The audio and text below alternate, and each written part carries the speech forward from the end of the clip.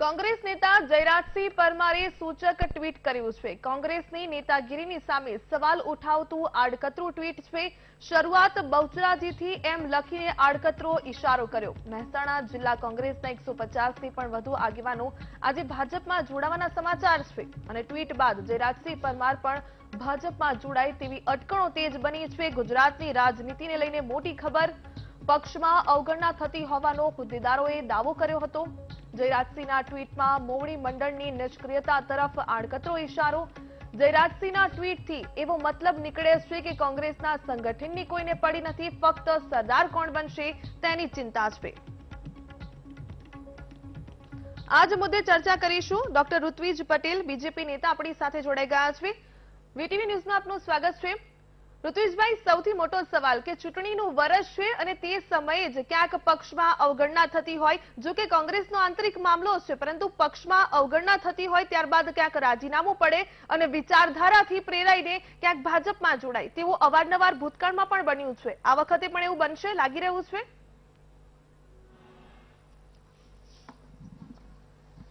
જુઓ, અમારા વૈશ્વિક નેતા, અમારા ભારતીય જનતા પાર્ટીના દિગ્ગજ નેતા એવા આદરણીય વડાપ્રધાન શ્રી નરેન્દ્રભાઈ મોદી સાહેબના નેતૃત્વમાં, અમારા કેન્દ્રના ગૃહ અને સહકાર મંત્રી આદરણીય અમિતભાઈ શાહ સાહેબનું નેતૃત્વ અને અમારા ગુજરાતના મુખ્યમંત્રી આદરણીય ભૂપેન્દ્રભાઈ પટેલ સાહેબ અને પ્રદેશના યશસ્વી અને કર્મઠ અધ્યક્ષ એવા સી.આર. પાટીલ સાહેબના નેતૃત્વનો સ્વીકાર કરીને અને અમારી જે વિચારધારા છે એ વિચારધારાનો સ્વીકાર કરીને કોઈ પણ વ્યક્તિએ, કોઈ પણ પાર્ટીની હોય, એ સમાજ હિતમાં, રાષ્ટ્રહિતમાં પોતાનું યોગદાન આપવા માટે જો ભારતીય જનતા પાર્ટીમાં જોડાય તો એનું હંમેશા સ્વાગત હોય છે।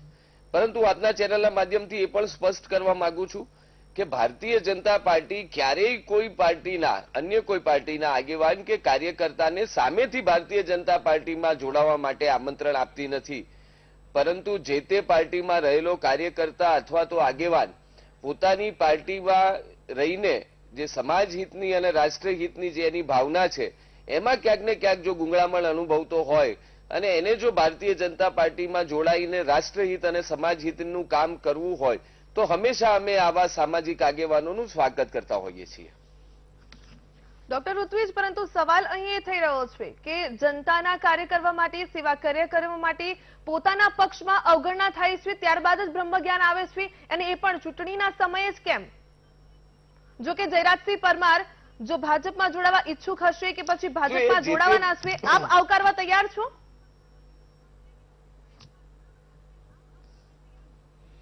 જો અત્યારે તો એવો કોઈ પ્રશ્ન, અત્યારે આવી કોઈ ઘટના બની નથી એટલે કેવું કદાચ વહેલું ગણાશે, પરંતુ મેં અગાઉ પણ કહ્યું કે અમે કોઈને આમંત્રણ આપતા નથી।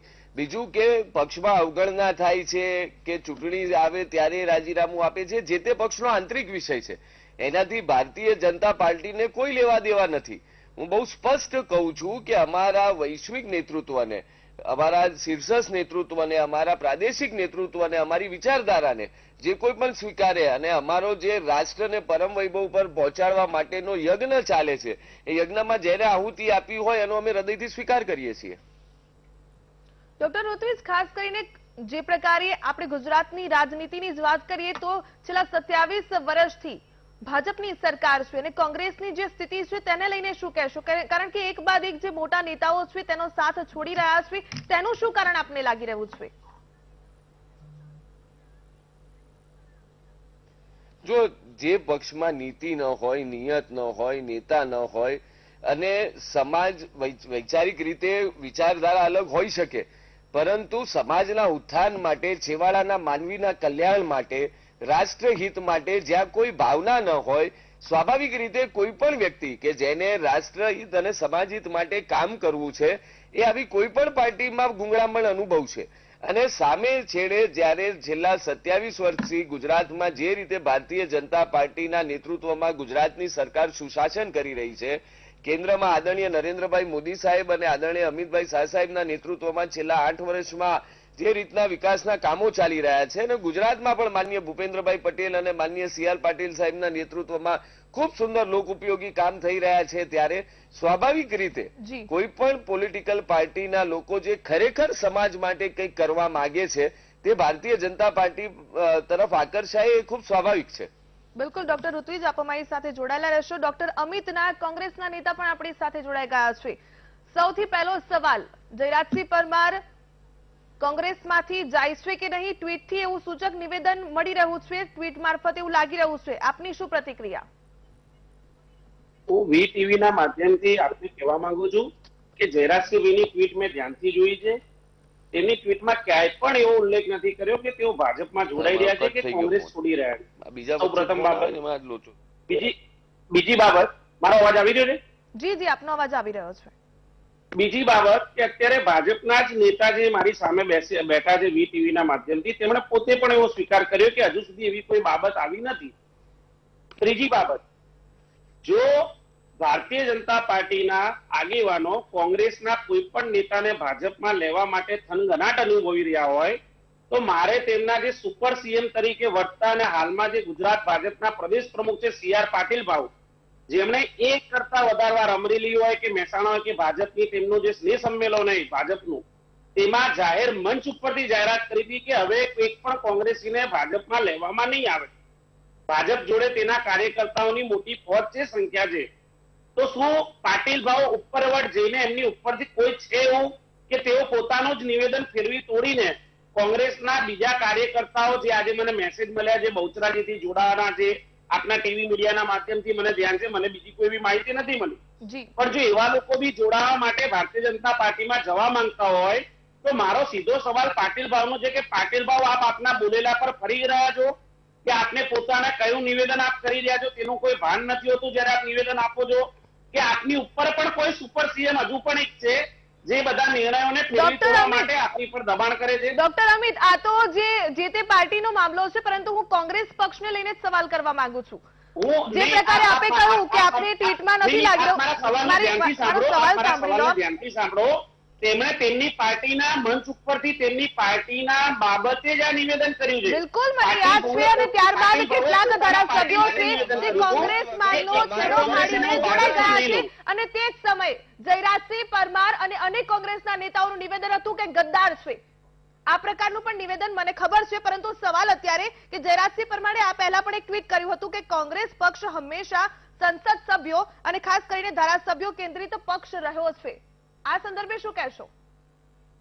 જો જયરાજસિંહભાઈ મારા સાથી મિત્ર છે, એક કરતા અનેક વાર તેમને મીડિયાના માધ્યમથી આક્રમક રીતે ભારતીય જનતા પાર્ટીના નેતાઓ પર આક્ષેપ કર્યા છે. ભારતીય જનતા પાર્ટીના શાસનમાં જે પણ ગેરરીતિઓ થઈ છે, ભ્રષ્ટાચાર થયા છે, બેરોજગારી વધી છે, મોંઘવારી વધી છે, આ તમામ મુદ્દાઓ પર બેબાક રીતે પોતાની પ્રતિક્રિયા આપી હોય તો તે જયરાજસિંહ પરમાર છે. અને જો આપી છે, અને અનેક વખત મેં પણ એમની સાથે ડિબેટ કરેલી છે ડોક્ટર અમિત, પરંતુ સવાલ અહીંયા થઈ રહ્યો છે પોતાના પક્ષની વાત આવે ત્યારે અવગણના થતી હોય, સંગઠનમાં સ્થાન નથી અપાતું, અને આપ પણ જાણો છો સિનિયર નેતા છે, એક ફાયર બ્રાન્ડ નેતા છે, છતાં પણ તેમણે એક ટ્વીટ કરવું પડે કે કોંગ્રેસ પક્ષમાં સંગઠનના લોકોને ક્યાંય સ્થાન હોતું જ નથી, પછી સંગઠનનું મહત્વ ક્યાંથી વધે? શું કહેશો? નહીં, આપે જે સવાલ કર્યો એ સવાલ સારો છે. એ સવાલના સંદર્ભમાં હું એટલું કહેવા માંગીશ કે હમણાં જ થોડો જ સમય થયો છે ગુજરાત પ્રદેશના નવનિયુક્ત પ્રમુખશ્રીની હોદ્દાની નિયુક્તિ, હમણાં 2 મહિના જેટલો જ માત્ર સમય થયો છે. છતાં પણ અમારા જે અત્યારે ગુજરાત પ્રદેશના પ્રમુખ છે જગદીશભાઈ સાહેબ ખૂબ જ મહેનત કરી રહ્યા છે. નાનામાં નાના કાર્યકર્તાને સાંભળવાની તૈયારી રાખી છે. મને પણ મારા પણ કોઈ મતભેદ હતા કે મારા પણ કોઈ વિચાર હતા કે મેં પણ પાર્ટીની ક્યાંક ચિંતા કરી હતી, તો મને બોલાવીને પર્સનલી વ્યક્તિગત રીતે શાંતિથી મારા મુદ્દાઓને ધ્યાનથી સાંભળ્યા. જ્યાં મારા મુદ્દાઓ તેમને યોગ્ય લાગ્યા કે ભાઈ હું પાર્ટીની ક્યાંક ચિંતા કરી રહ્યો છું, તો માને સામે બેસાડીને મુદ્દાઓ તેમને કાગળમાં લખ્યા છે. મને ખાતરી પણ આપી કે નહીં, આપની વાત સાચી છે, આપે જે મુદ્દા કીધા છે પક્ષને ફાયદો કરાવનારા છે, ને આગામી દિવસોમાં એનું નિરાકરણ લાવશે. એટલે જ્યારે કોઈ પ્રશ્ન ઉદ્ભવે છે કે ક્યાંક નાના મોટા મતભેદ હોય પરિવારમાં, તો એને સાંભળવા માટે અત્યારે હાલના જે ગુજરાત પ્રદેશના પ્રમુખ છે જગદીશભાઈ સાહેબ, તેઓ સક્ષમ છે, દરેકને ટાઈમ આપે છે, નાના પણ નાના કાર્યકર્તાને સાંભળવાની તૈયારી રાખે છે. તો હું ચોક્કસ એવું માનું છું કે હાલનું ગુજરાત પ્રદેશ કોંગ્રેસનું જે પણ સંગઠન છે અને નેતૃત્વ જેના હાથમાં છે, એ જગદીશભાઈ સાહેબ સારું કામ કરી રહ્યા છે. મારા જેવા કે જયરાજસિંહ બાપુ કે અન્ય કોઈ પણ તકલીફ હોય, પરિવારમાં કોઈને પણ નાનો મોટો પણ મતભેદ હોય, તેના મગજમાં કોઈ પણ વિચાર ચાલતો હોય, તો હું ચોક્કસ માનું છું કે જગદીશભાઈ સાહેબની પરંતુ સામે અમિતભાઈ, બેસીને આ પરિવાર ખુલ્લા મને કોંગ્રેસનો ચર્ચા એવો કરવા છે માટે કે અવકાશ મતભેદ છે હોય નથી એટલે એમ ક્યાંક નથી. છેડો ફાડીને બીજી પાર્ટીના ખોળે જઈને બેસી જવું, એ પ્રકારનો ક્યાંક મતભેદ ભૂતકાળમાં જોવા મળ્યો છે. આપની પાસે આવીશ. ડોક્ટર ઋત્વિજ પટેલ પણ આપણી સાથે જોડાયેલા છે. ડોક્ટર ઋત્વિજ, જે પ્રકારે ડોક્ટર અમિતે કહ્યું કે ક્યાંક સીઆર પાટીલે એક નિવેદન પણ આપ્યું હતું કે એક પણ કોંગ્રેસીને લેવામાં નહીં આવે, પરંતુ જોયું પણ ખરા, અનેક ધારાસભ્યો પણ ક્યાંક જોડાયા ભાજપમાં, અને હજુ સિલસિલો યથાવત છે. આજે જ મહેસાણાના ખાસ કરીને જે રાજેન્દ્રસિંહ દરબાર છે તે 150 થી પણ વધુ લોકોને લઈને સાથે જોડાઈ રહ્યા છે. આ સંદર્ભે આપનું શું જવાબ છે?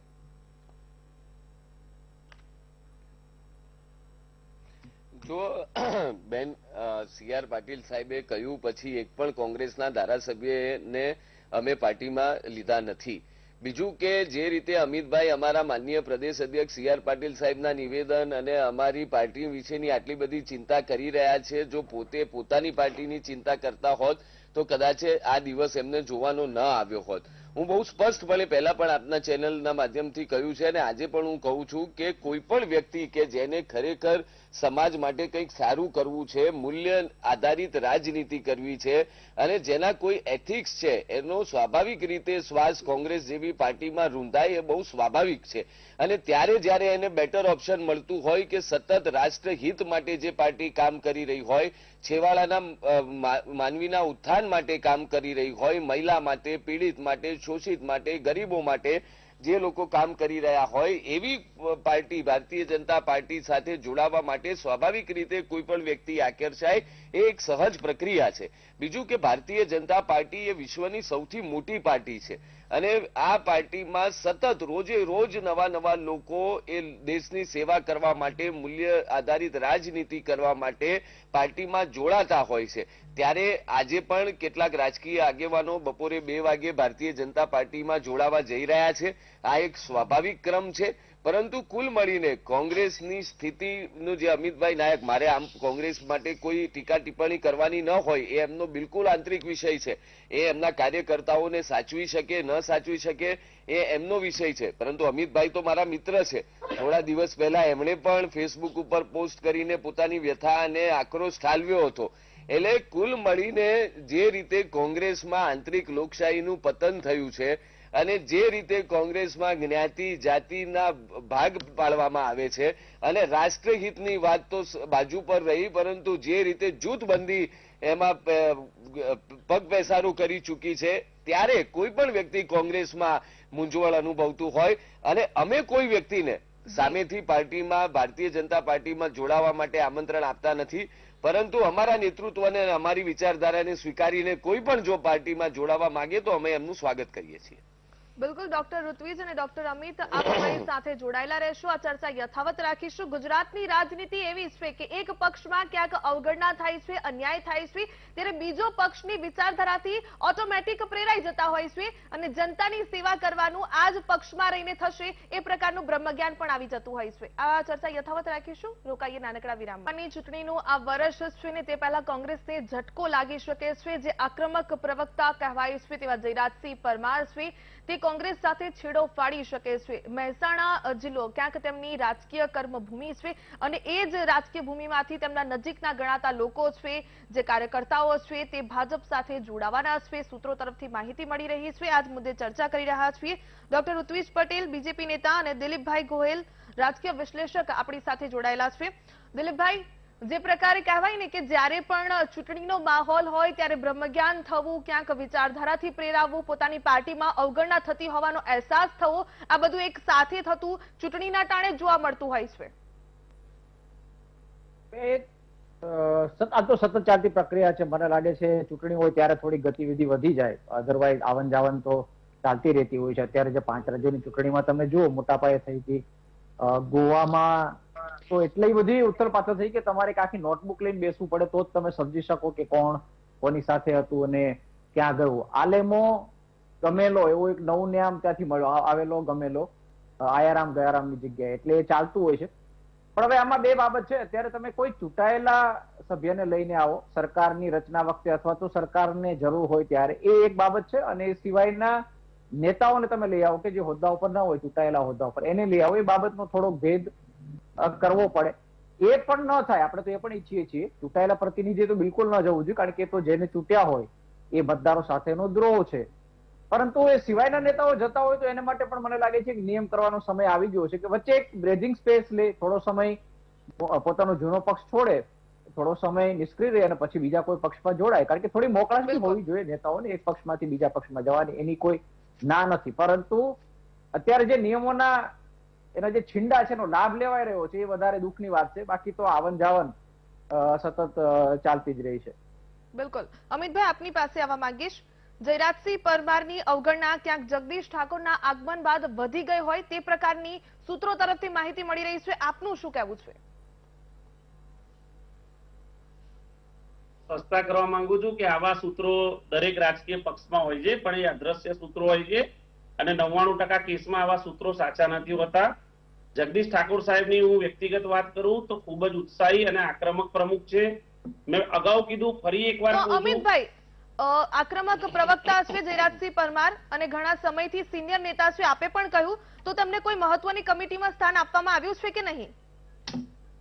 હજુ પ્રદેશ કોંગ્રેસનું માળખું જ નથી બન્યું, પ્રદેશ કોંગ્રેસનું ઓફિશિયલ સંગઠન જ જાહેર નથી થયું, તો કઈ મહત્વની જગ્યા? હું આપના ટીવીના ડિબેટના માધ્યમથી એ જ કહેવા માંગુ છું કે જગદીશભાઈ સાહેબે હજુ ચાર્જ લીધે 2 મહિના થયો છે, પ્રમુખ પદનો ચાર્જ લીધે. હજુ પ્રદેશ કોંગ્રેસનું માળખું જ બન્યું નથી, અમારા સંગઠનની જાહેરાત જ નથી થઈ. અમારી હજુ તો જિલ્લા વાઇઝ ને શહેરોની જે બોડી છે, જે નવા શહેર પ્રમુખો બનાવવાના, જિલ્લા તાલુકા પંચાયતના, તે તમામ માળખાની હજુ ગઈકાલે જ અમારે સંગઠન બાબતે પ્રભારીશ્રી, સહપ્રભારીશ્રી અને પ્રમુખ સાહેબ એ બધી સંગઠનની પ્રક્રિયા કરવા માટે બેઠા હતા. જો એનું માળખું જ નથી તૈયાર થયું, આની પહેલાની પણ વાત છે અમિતભાઈ, આની પહેલાની પણ વાત છે, કારણ કે અત્યારે જયરાજસિંહના નજીકના લોકો જઈ રહ્યા છે, એટલે ક્યાંક ક્યાંક પી પ્લાન હોય તેવું મને લાગી રહ્યું છે. ઋત્વિજભાઈ, આપની પાસે આવવા માંગીશ કે ગુજરાતની રાજનીતિની આ મોટી ખબર તો છે જ, ખાસ કરીને જ્યારે પણ કોઈ પણ પક્ષમાંથી કોઈનું રાજીનામું પડે, બીજા પક્ષમાં જોડાવું, આ ગતિવિધિ થતી રહે છે. પરંતુ ખાસ કરીને આપ કોંગ્રેસ પક્ષને લઈને આપની શું પ્રતિક્રિયા? જે પ્રકારે અત્યારે ભાજપનું શાસન છે, 27 વર્ષથી ભાજપ જે પ્રકારે અવિરતપણે આગળ વધી રહી છે, આપણે લાગી રહ્યું છે કે તેની જ વિચારધારાથી પ્રેરાઈને આવે છે કે પછી પોતાના પક્ષમાં અન્યાય થાય ત્યારે જ આવે છે?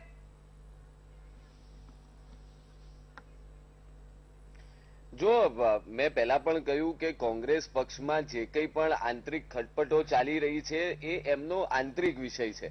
મારે એના માટે ટીકા ટિપ્પણી ન કરવાની હોય, પરંતુ ખાલી આપણે એ અહીંયા જોવું પડશે, એ પરિપ્રેક્ષ્યમાં જોવું પડશે કે જે પાર્ટીમાં અનુશાસન ન હોય, જે પાર્ટીમાં શિસ્ત ન હોય, જે પાર્ટીમાં નીતિ નિયત અને નેતાનો અભાવ હોય, જે પાર્ટીમાં વિચારધારા ન હોય અને સામેની બાજુ જ્યારે મૂલ્ય આધારિત રાજનીતિ કરતી, રાષ્ટ્રહિતને સર્વોપરી રાખીને સમગ્ર દેશના કલ્યાણ માટે, રાષ્ટ્રને મહાસત્તા અને પરમ વૈભવ ઉપર પહોંચાડવા માટે સતત 27 વર્ષથી જ્યારે ભારતીય જનતા પાર્ટીના કાર્યકર્તાઓ મારી પાસે સમયનો અભાવ છે, ટૂંકમાં કહેશો અમિતભાઈ? અને કેન્દ્રમાં માનનીય મોદી સાહેબ, અમિતભાઈ વચ્ચે નથી બોલો, અને માનનીય મોદી સાહેબના નેતૃત્વમાં જ્યારે કામ થઈ રહ્યું હોય, વચ્ચે ના બોલતા. અમિતભાઈ વચ્ચે ના બોલતા. તમારા વડોદરાના ધારાસભ્ય મધુ શ્રીવાસ્તવ વારંવાર સરકારી અધિકારીઓને તમે જુઓ ને, તમારા પાર્ટીના લોકો, તમે પોતે ટ્વીટ કરીને તમારો અસંતોષ જાહેર કરો છો. તમારા પાર્ટીના લોકો છાસવારે પાર્ટી છોડી રહ્યા છે, એટલે અનુશાસનનો અભાવ ક્યાં છે તો મેં જોયું છે. અમારા કાર્યકર્તાઓ, મારી પાસે સમયનો અભાવ છે. ડોક્ટર ઋત્વિજ, ડોક્ટર અમિત અને દિલીપભાઈ ગોયલ, આપ ત્રણેય અમારી સાથે જોડાયા તે બદલ આપનો ખૂબ ખૂબ ધન્યવાદ. ક્યાંક ને ક્યાંક જ્યારે પણ કોઈ પક્ષમાંથી મંદુક થતું હોય, અવગણના થતી હોય અને ત્યારબાદ બીજી પાર્ટી છે તેની વિચારધારાથી અચાનક જ પ્રેરાઈ જવાય છે, બ્રહ્મજ્ઞાન થાય છે. પરંતુ ગુજરાતની રાજનીતિને લઈને મોટા સમાચાર કહી શકાય, કારણ કે જે આક્રમક રીતે સરકાર પર પ્રહાર કરતા હતા તે જ આગામી સમયમાં જે ભાજપમાં જોડાઈ શકે છે. સૌથી મોટી અટકણ અત્યારે તે જ બની છે. વધુ કેટલાક સમાચારોની સાથે પરત ફરીશું, રોકાઈએ બ્રેક માટે.